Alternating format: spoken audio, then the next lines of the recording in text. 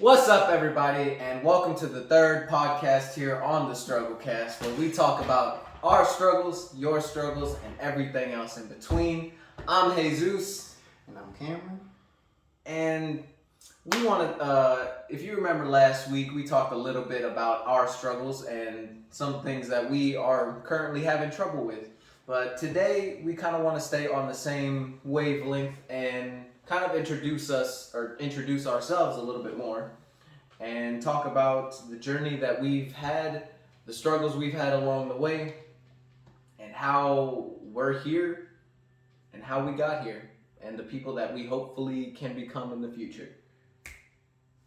Some people are hard-headed, and some people can learn from just listening or watching someone else. So I hope you learn from a couple things that we talk about. Just a little quick timeline of how, in my eyes, we got to where we are right now, and at least one or two of my mistakes along the way. It's been a lot of them, but that'll make the podcast too long. So we'll see how many I touch on. I go ahead and kick it off? Yeah, go ahead, man. So just a little quick timeline. Oh shoot, should have thought about how I'm gonna do this timeline. We're just gonna start 2016. I'm in college, kicking it with my boy. Where were you in 2016? I'm sorry. I had to. Yeah, 2016, got my first job at college that wasn't just like work study or whatever. Little on-campus Chick-fil-A. It was cool and terrible. It is what it is, fast food. If you worked it, you know. If you don't, I pray that you don't, but if you have to, just... I kind of pray that you do. I just hope you don't have to. I just hope you do it, but you don't have to. That way you can leave when you're ready. That's better, yeah. It's beautiful. Because I would definitely agree that it's something that somebody or everybody should have to do, at least not have to do, but at least do once. Just because, as people, sometimes we forget a little bit about the people in that industry and the things that they have to deal with. Which I'll let you get back to your little. Didn't buy me no time. All right. But yeah, 2016. I'm on campus. I'm with another homeboy of mine. I actually get us both jobs that day, but that's a whole other story and down the line, whatever. And I started working or whatever, and I got to see, I got a good glimpse of how it's fast food, so it's not really corporate, but how the people that aren't necessarily just sitting there at the bottom level, how management works, how they act anyway, how cutthroat business can be. There we go. How cutthroat business can be. You ain't lying. Like, I got the first taste there, but it's just one job. Maybe it's a bad example. I ended up working 3 years there, and then I ended up going to the bigger Chick-fil-A that was in town. And that's around the time, what was it? I saw some type of ad online talking about what was it? There was a bunch of ads. One of the things they talked about was the laptop lifestyle. You find your own laptop lifestyle. But yet again, that's another story for another time. But it basically just talked about being financially free. And I've been in fast food for 3 years at this point. I ain't want to do it no more. And I'm in college, but I'm lazy. So I don't want to work a 9 to 5 for the rest of my life. So I got to figure out a way to get out of that. And I ended up, checking out the site, and that's when I first learned what affiliate marketing was. And Which, sorry to interrupt, but if you guys know anything about affiliate marketing, which I mean, in a lot of platforms such as Instagram, TikTok, all that stuff, if you guys follow those types of business accounts, you know that that's a really big craze right now. So I kind of want to give credit to my man over here. Yeah, it didn't really necessarily work out for us, but but Tell you why. yeah, before it became a craze or anything like that, before the internet kind of showcased a lot of this laptop lifestyle that you see a lot of young people are adopting, and yeah, like it was just something ahead of its time during. As far as mainstream, it was definitely out there. Oh yeah, for sure. It wasn't mainstream like it is now. Mm-hmm. But that's when I first learned what affiliate marketing is, and that's just real quick. That's basically, you know how you watch YouTube videos and they'll do like the in video ads talking about, oh, this is sponsored by SeatGeek or Gamer Sub or what's another Raid Shadow Legends. Hey, y'all can sponsor us too. Yeah. I got an S20 Plus. I got space. I'll figure out what the game's about. And I got an S21. So But it's basically like that. Like if you click on that link and do whatever, buy something, download it, play whatever, they get commission off of that. That's pretty quick, simplified version of it.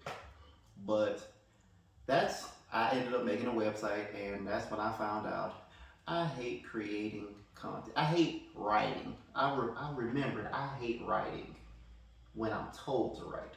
I've written a couple short stories just because, but when I'm told to write,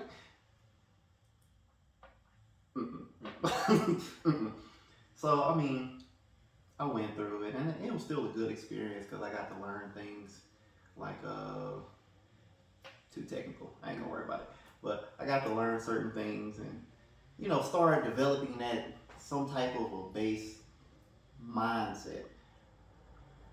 But that brings me to one of my major mistakes that I made early on, which is another reason it didn't work. Sure, I didn't like making the content, but I was still going to try to push through and make that content. That's two mistakes.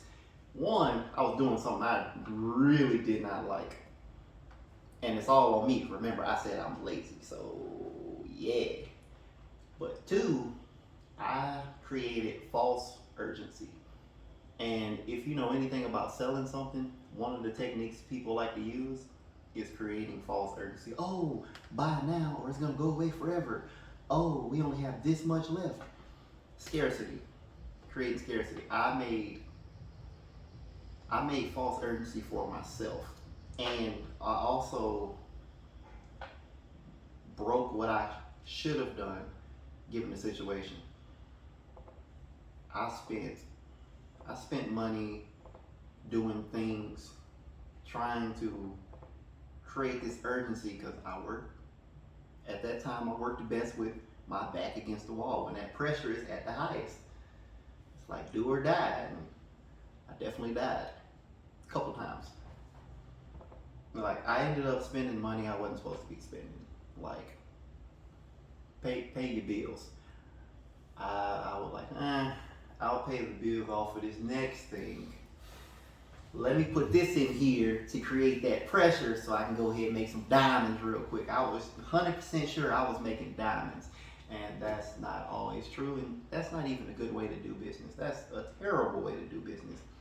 Think about the pandemic when everything got shut down. How many companies struggled and went bankrupt because they sent their money off on some whole bunch of bad business practices, and then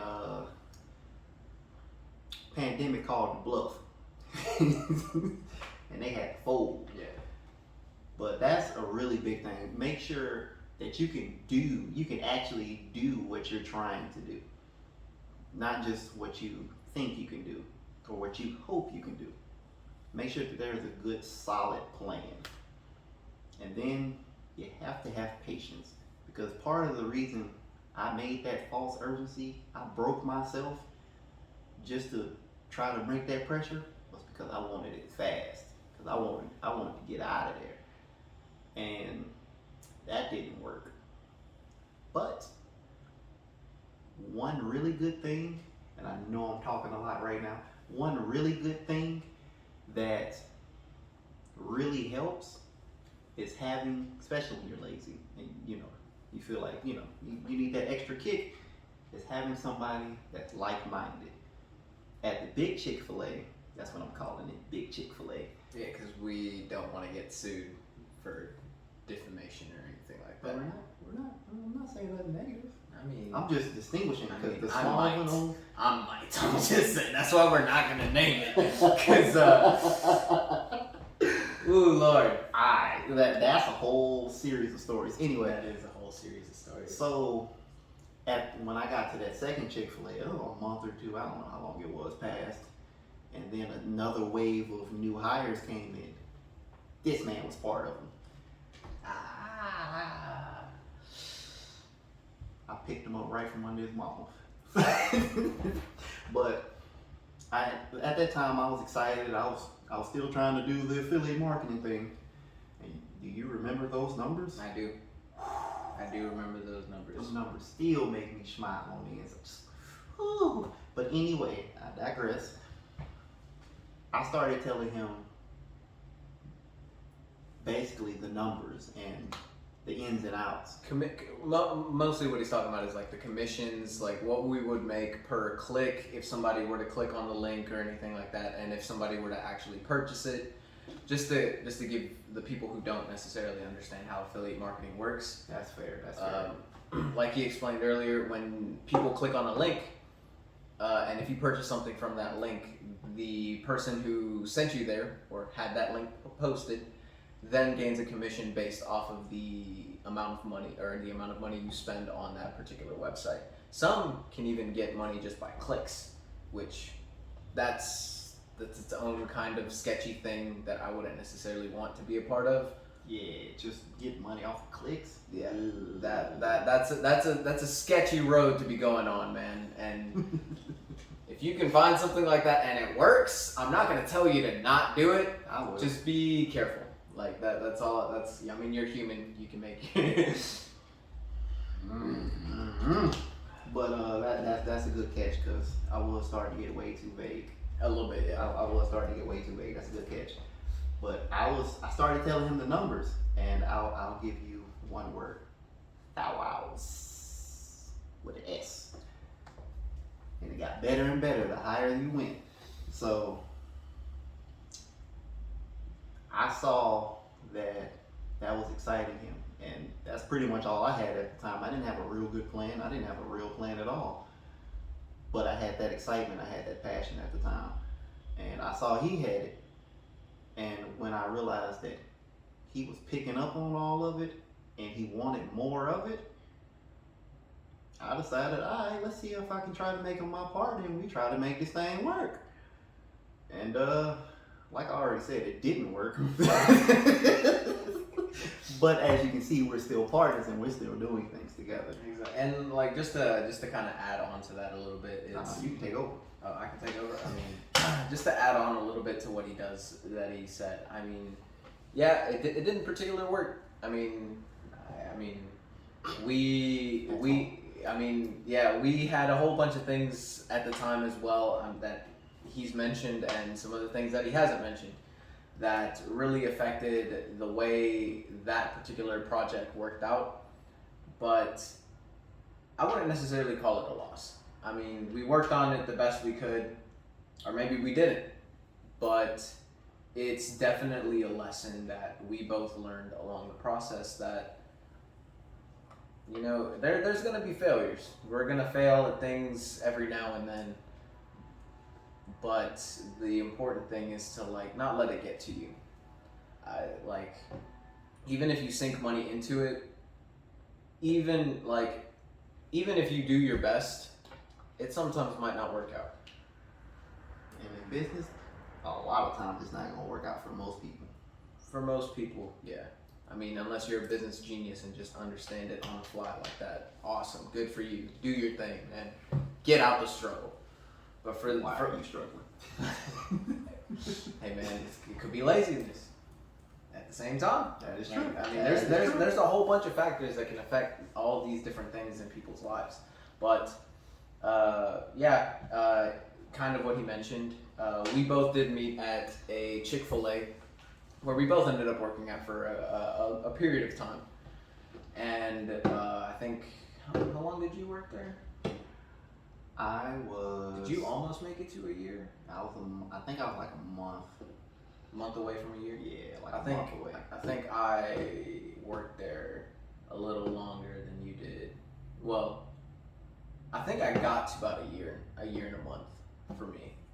But yeah, that was essentially when we ended up meeting. Now a little bit about my backstory. I was 19 years old, 18 or 19 years old when I first started working at Chick-fil-A. Prior to that, I was working at a Brookshire's or Super One. For the people down south that know what I'm talking about, you guys know. But for everybody else, it was a grocery. It's a grocery kind of store.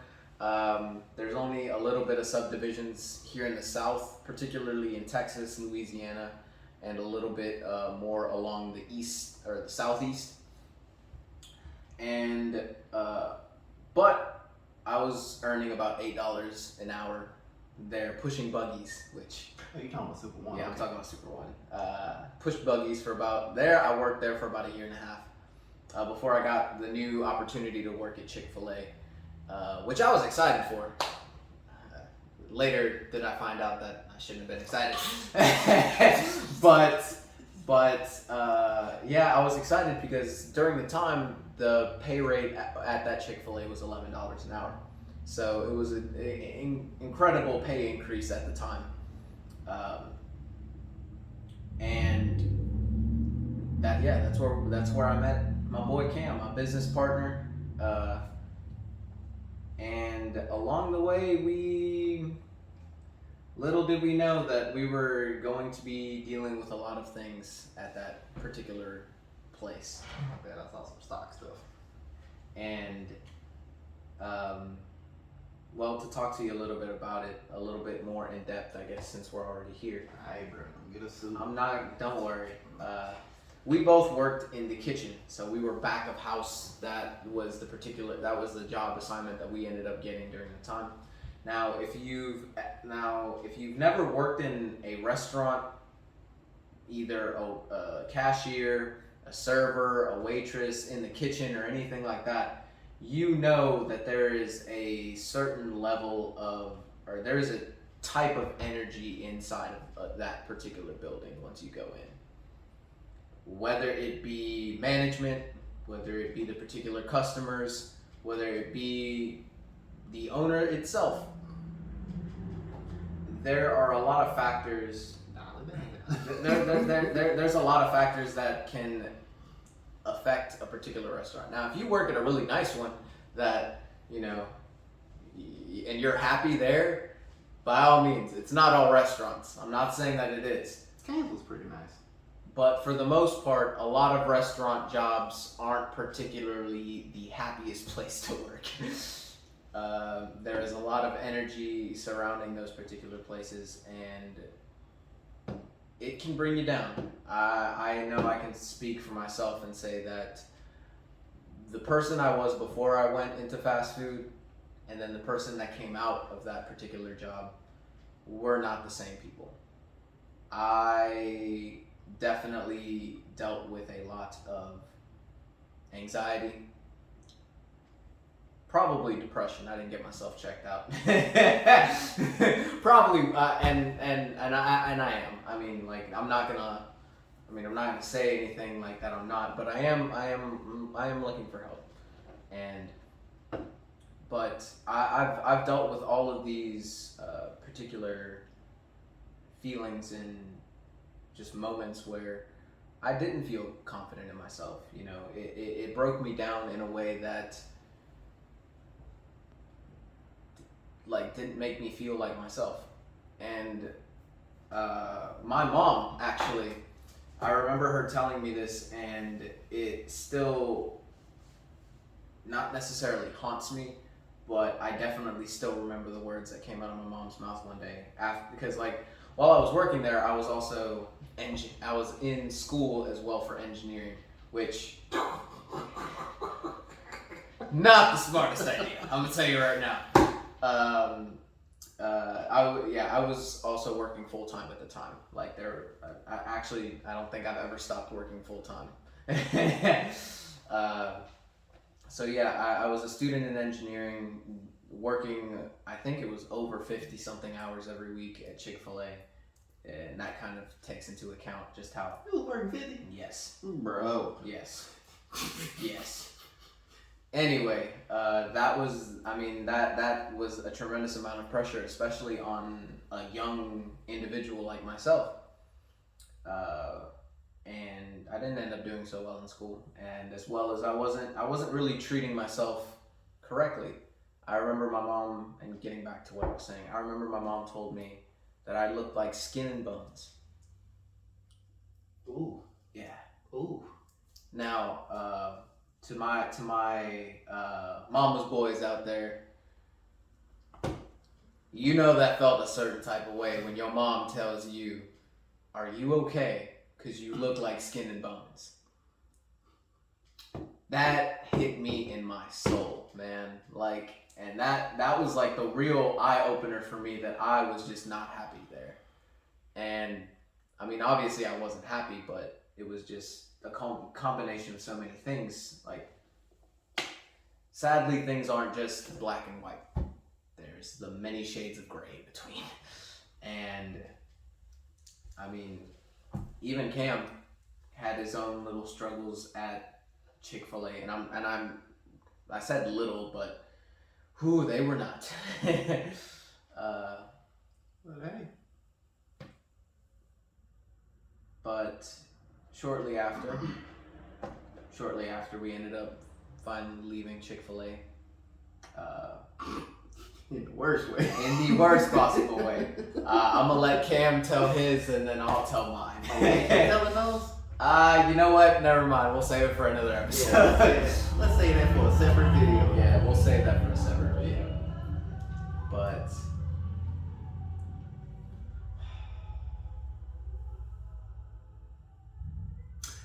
Alright. But what did I remember you telling me? I remember you telling me, she said something about the way I looked after I had left Chick-fil-A. who? Your mom. What did she say? Oh, yeah. So she commented to me one day that, because I mean, she saw you while we were at Chick-fil-A, and obviously I still see my mom, so like she sees him. But she ended up saying that you looked a lot better and a lot happier and a lot more at peace. Which, Those some deep words. yeah. And you know how crazy it is to be at peace quitting? And I'm gonna leave that right there. That's another video. We're gonna have videos. I don't know. We're gonna have videos. I don't know whether we're gonna do it together or if we're gonna have separate videos with him and him. We gonna see. We'll figure it out. Don't worry. But like after Jesus, man, like that period in time was just a crazy mess, and there is so much, you guys, like there is just so much that, oh man. The reason we're having this episode, the reason we're doing it the way we are, is to reiterate and actually put a quote unquote face on the words we've said. Is you're not alone. You're not the only one that struggles. Everybody goes through something. It's not really what happens to you or what you go through, it's how you handle it. Yeah. And we're handling it as best we can. We are both out of there, both getting either better pay or at least the same pay for less stress, I'm gonna say less stress. Yeah. Which, and I I do want to kind of say one little quote that does kind of talk a little, or kind of encompass and puts like a little wrap and bow on top of this kind of conversation. Is that for everybody who's watching, you and myself included, we have 100% survival rate. We have survived our most worst possible moments at the time. Like, of course, as life goes on, those difficulties are going to increase, as well as we are going to have things that we are going to have to deal with. Like, that's just life. That's just life. But the fact that we've survived every single one so far, and that should let you know, or not necessarily let you know, but it should ease your mind a little bit to know that you're still alive. We're still alive. Even in times when we thought that the world was just crumbling all around us and the world was crushing us with ooh, I almost cursed. With its, like we felt like ants and the world was crushing us with its feet. But we're still up and moving. We're still, at least I like to think, we're still progressing in the positive direction. And even if you're currently not, if you aren't going towards that positive direction, let this little quote just help you move towards that direction. You don't have to move a lot. I know I know myself included, there is a lot of things that I've dealt with, and at times you don't want to do anything, but never forget the people who've actually been around you, the people who've actually supported you, and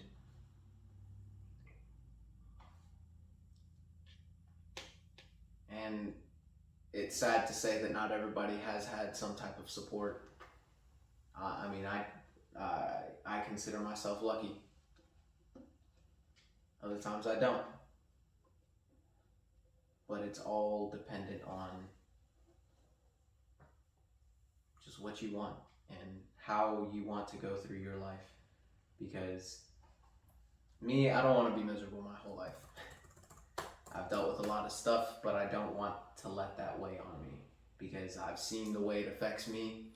I've seen the way it affects my relationships, and I've seen the way it affects, again, me. I consider myself one of my best friends, or at least I try to. But you don't want to let yourself down. You want to be that one person who always sticks up for you and always works for you.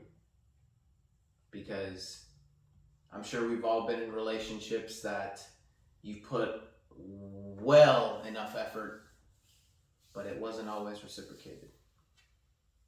But if you love yourself the way you've loved somebody else, that's a powerful thing. It is extremely powerful. And obviously speaking for myself, I'm not 100% there yet, but I'm definitely working towards it. And whether I see progress now or later shouldn't matter to me. What only matters is that you yourself are happy with yourself. Because you should be the one that's in your corner. Okay. Sorry, I kind of went on a little bit of a tangent there. Yeah, you did. Jesus. Whew. I was like, wait, is he going this way or is he going this way? Alright, whatever. I'm gonna let him go. But just quick wrap up. Not even a quick wrap up. What I would say is to have patience, but still act, because you can't succeed if you never even try it. Expect failure, not in a negative way, but just understand that you're not perfect. You're going to mess up. Things are going to happen. That's life. It's fine. You just need to pick yourself up, dust yourself off. It really helps to have a team around you. And by team, I don't necessarily mean managers and this and that. I mean down the road, once you get that established, then yeah. But it takes a village. Yeah, it takes support. Nobody can do it on their own. I don't care how much you think you did it on your own. Nobody does it on their own. And the sooner you realize that, the sooner you can start making progress and making strides, business-wise and in your own personal life. Humans are built to function together. That's just the way we are. But I feel like it's gotten really preachy. Don't really want to be preachy.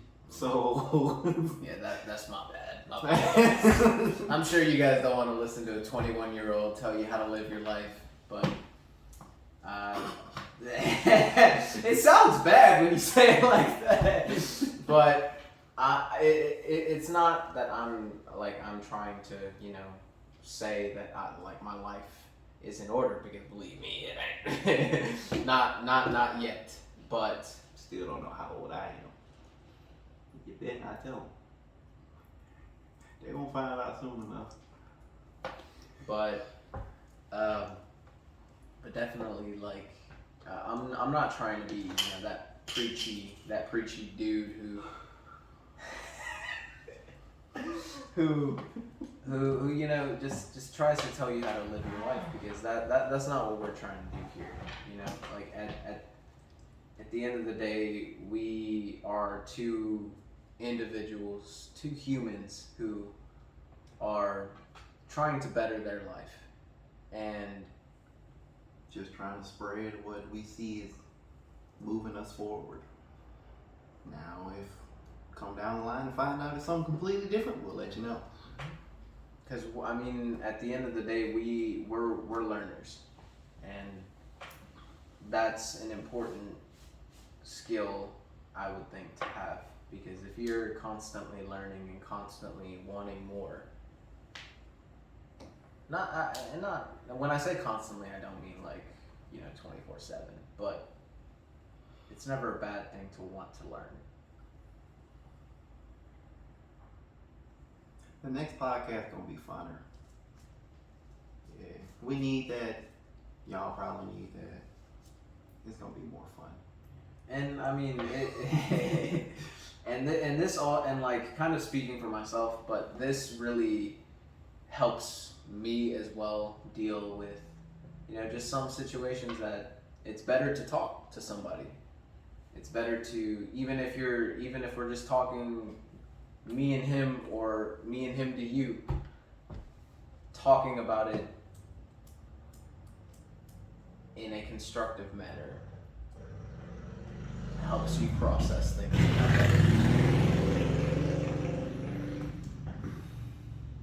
Go ahead, bro. Go ahead. Finish your wrap up. But no, we thank you guys for. Oh man, do I hate that? Strugglecast. Yeah, it is. I ain't good at editing, so I ain't editing that out. This is raw, this is real, this is who we are. And that's what we want y'all to see. So, yeah. So I'm just gonna go ahead and cut both of us off and say, y'all go be great. We'll talk to you guys later.